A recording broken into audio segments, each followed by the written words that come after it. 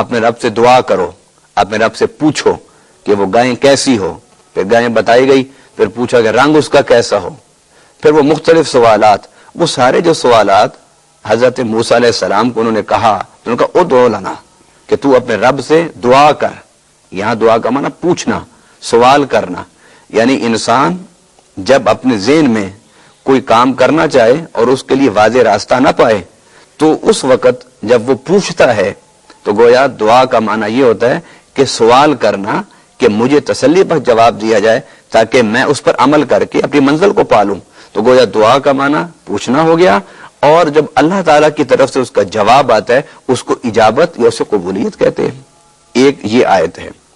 اور دوسری بات جو میں نے کی کہ دعا میں سوچنا اور سوچنے کے بعد عمل کرنا ہے. اب یہاں پر قرآن پاک کی جو آیت ہے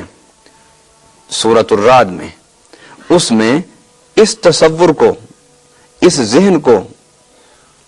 اس کی نفی کی گئی اس کی کہ دعا میں صرف ہاتھ اٹھانا ہی نہیں ہے، دعا میں صرف اللہ سے مانگنا ہی نہیں ہے، دعا میں صرف رب سے سوال کرنا ہی نہیں ہے، بلکہ اگر آپ ہاتھ اٹھا کے مانگتے ہی رہیں گے اور کچھ کریں گے نہیں تو اس سے جو قرآن کا جو فلسفہ دعا ہے اس پر عمل نہیں ہوتا. مثال کے طور پر قرآن میں اللہ تعالیٰ نے ایک مثال دی ہے کہ اگر کوئی شخص دریا کے کنارے بیٹھ کے ہاتھ اٹھا کے دعائیں مانگتا رہے، یہ الفاظ ہیں قرآن کے، کباسط کفیہ الی الماء لیبلغ فاہ وما هو ببالغ، کہ اگر وہ ہاتھ پھیلا کے دعا کرتا ہے کہ یہ جو پانی ہے یہ میرے منہ تک خود پہنچ جائے، اور دعا ہی کرتا رہے، پکارتا ہی رہے، آواز ہی دیتا رہے، اور اٹھ کر گلاس پکڑ کر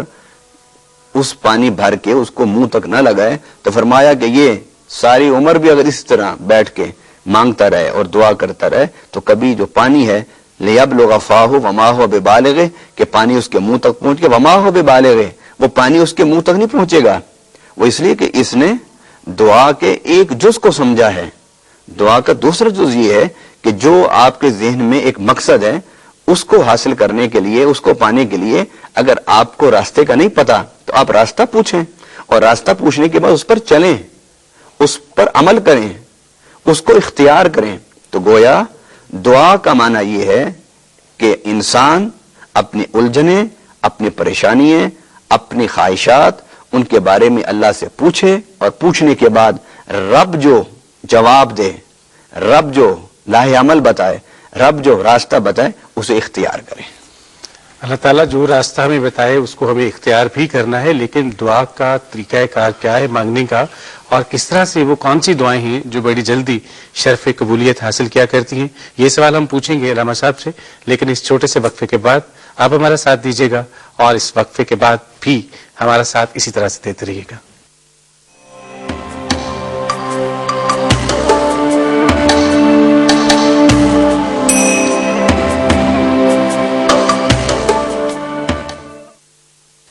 ایک دفعہ پھر خوش آمدید آپ سب کو اس پروگرام میں جس کا نام ہے اسلام اور انسان، اور آج ہم بات کر رہے ہیں اسلام اور تصور دعا پر.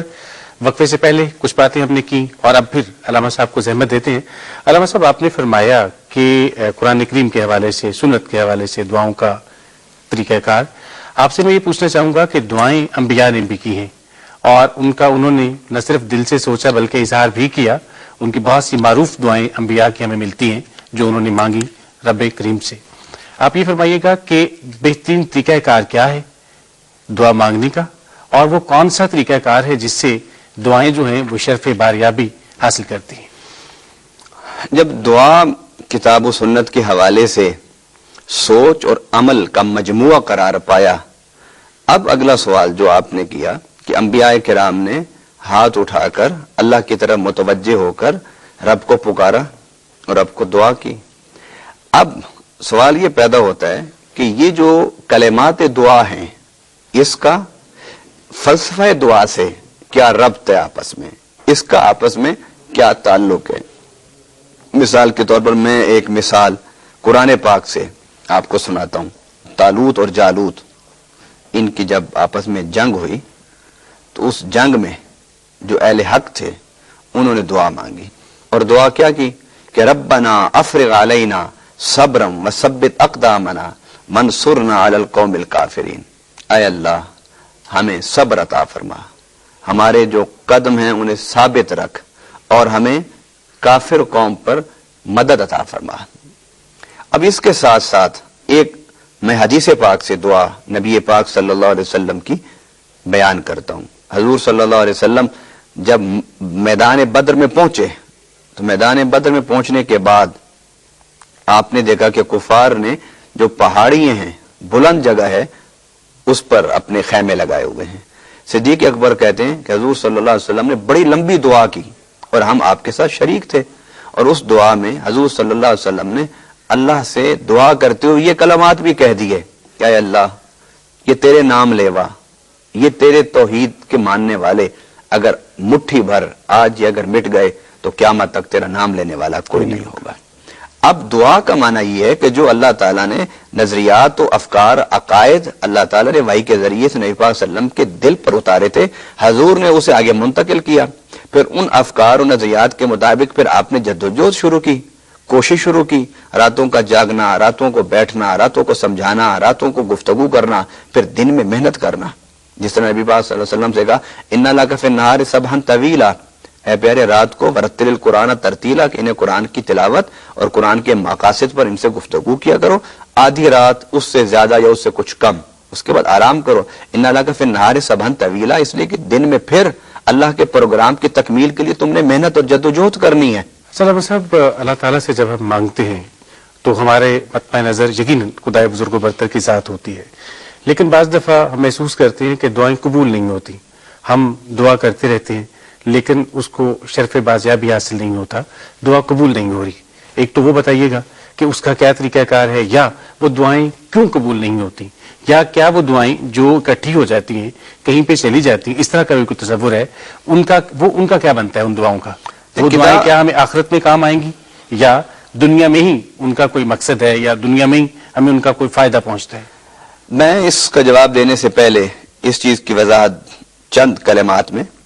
کہ دعا کا جو تصور قرآن میں ہے وہ بھی ہمیں لینا ہوگا،